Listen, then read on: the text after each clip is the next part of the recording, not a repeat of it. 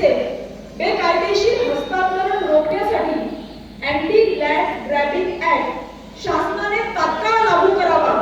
हर हर महादेव, हर हर महादेव. काशी आणि मथुरा ही तीर्थक्षेत्रे धर्मांधांनी केलेल्या अतिक्रमणांपासून मुक्त करण्यासाठीचा खटला द्रुतगती न्यायालयाच्या माध्यमातून लवकरात लवकर निकाली लावावा. हर हर महादेव, हर हर महादेव.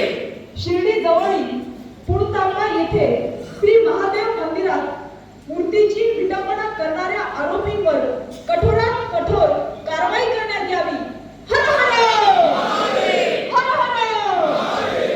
हिंदूंची धार्मिक स्थाने असलेल्या मंदिरांचे व्यवस्थापन सेक्युलर सरकार करू शकत नाही हे न्यायालयाने अनेक वेळा सांगूनही आजपर्यंत महाराष्ट्रातील अनेक मंदिरांवर सरकारी नियंत्रण आहे.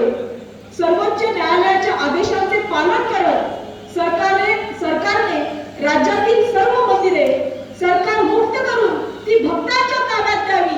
हर हर महादेव, हर हर महादेव. मंदिरांमध्ये भक्तांनी श्रद्धेने अर्पण केलेला निधी हा सरकारला दिलेली देणगी किंवा कर नाही.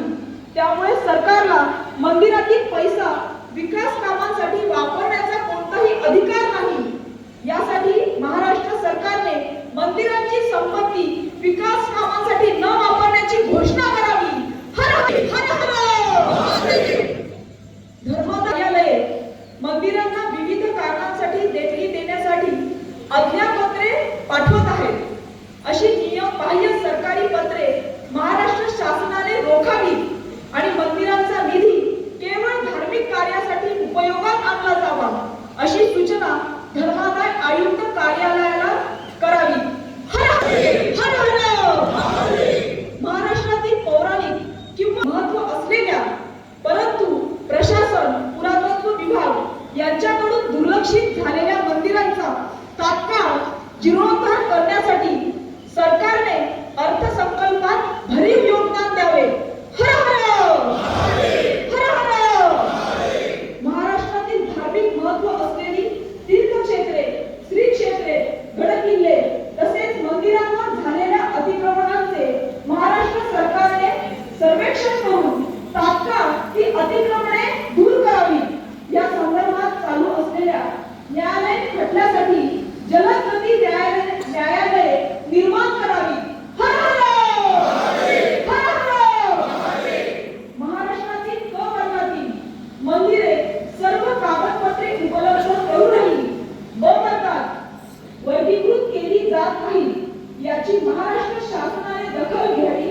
त्या संदर्भात तातडीने कारवाई करावी. हर हर महादेव, हर हर महादेव. मंदिराच्या परिसरात तसेच तीर्थक्षेत्रांच्या ठिकाणी पावित्र्य रक्षण व्हावे यासाठी मद्य आणि मांस यांची विक्री होणार नाही याची घोषणा महाराष्ट्र शासनाने करावी. यासाठी अधिसूचना जारी करावी. हर हर महादेव, हर हर महादेव. महाराष्ट्रातील मंदिरांच्या पुजारी वर्गांचे उत्पन्न नगण्य आहे. यामुळे महाराष्ट्र सरकारने मंदिरांच्या पुजाऱ्यांना प्रतिमाह मानधन देण्याची व्यवस्था करावी. हर हर महादेव, हर हर महादेव, हर हर श्री रामचंद्र की जय, श्री रामचंद्र की जय, पवन सुत हनुमान की जय, पवन सुत हनुमान की जय. आता आपला मंदिर महासंघ केवळ महाराष्ट्रापुरता मर्यादित राहिलेला नाही तर तो जगभर पोहोचलेला आहे.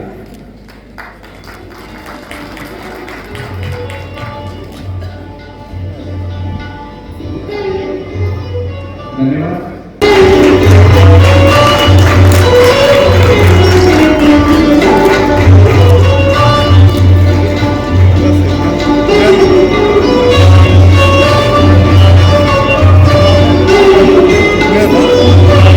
आपल्या देवतेला जो प्रसाद अर्पण केला जातो, कुंकू असेल किंवा अन्य सगळ्या गोष्टी देवतेशी संबंधित असतात, या सगळ्या गोष्टींमध्ये सुद्धा अन्य धर्मियांचा शिरकाव.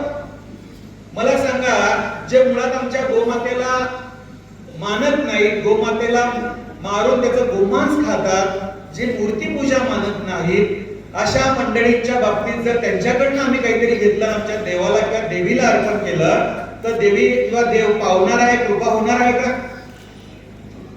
आवाज येत नाहीये, होणार आहे का? अजून जरा जोरात सांगा, होईल का अशी कृपा?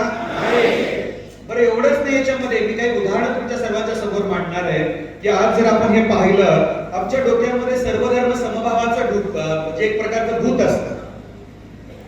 कोरोना व्हायरस गेला, परंतु हा सर्वधर्म समभावाचा व्हायरस डोक्यामध्ये आहेच अजून त्याच्यामध्ये. आम्ही एवढं सगळ्यांना सांभाळायला जातो, पण मला एक गोष्ट सांगा की सर्व धर्म समभाव नावाचा शब्द हिंदू धर्मातल्या कुठल्याही धर्मग्रंथामध्ये नाही. बरं, सर्व धर्म समान कसे असू शकतात? मुळात एकच धर्म आहे, तो म्हणजे सनातन हिंदू धर्म, बाकी सगळे पंथ आहेत.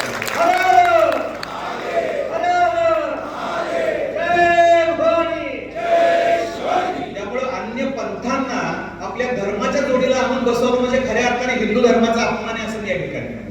बरं, ही जी कल्पना आहे सर्व धर्म समभावाची, येरोड्याच्या तुरुंगामध्ये असताना गांधीजींच्या डोक्यातून आलेली ही कल्पना आहे की कुठल्याही प्रकारची आपल्याकडे असलेली हिंदू धर्मातली, शास्त्रातली, पुराणातली कशातलीही परंपरा किंवा हे कुठल्याही याच्यातलं उद्घोष वाकले नाहीये, हे आम्ही लक्षात घेतलं पाहिजे. आणि म्हणून आम्ही एक गोष्ट लक्षात घेतली पाहिजे, या सर्व धर्म समभावाच्या नावाखाली बऱ्याच ठिकाणी आपल्या दुका मंदिरांच्या परिसरामध्ये आणि विशेष करून यात्रांच्या कालावधीमध्ये आपल्या सगळ्यांना मी आवाहन करेन की ज्या यात्रा आपल्या मंदिरांमध्ये होत असतात, आपल्या गावामध्ये होत असतात, त्यावेळेस एक विचार आपण करणं आवश्यक आहे. तुमच्या यात्रांची कमिटी ज्यावेळेस एकत्र बसते, तुमच्या मंदिरांचं मोठं मंदिर असेल तर मंदिरांच्या समिती ज्यावेळेस एकत्रित नियोजन करतात, त्यावेळेस प्राधान्याने आपल्या बांधवांनाच रोजगार कसा मिळेल, आपल्या बांधवांचीच दुकानं त्या ठिकाणी कशी लागली जातील, आपल्या बांधवांनाच त्या ठिकाणी उत्पन्नाचा एक सोर्स कसा निर्माण होईल, याचा विचार करणं आवश्यक आहे. मी मांडलेलं मत आहे, तुम्हाला सगळ्यांना पटत असेल तर दोन्ही हात उंचावून हर हर महादेवचा जयघोष करा.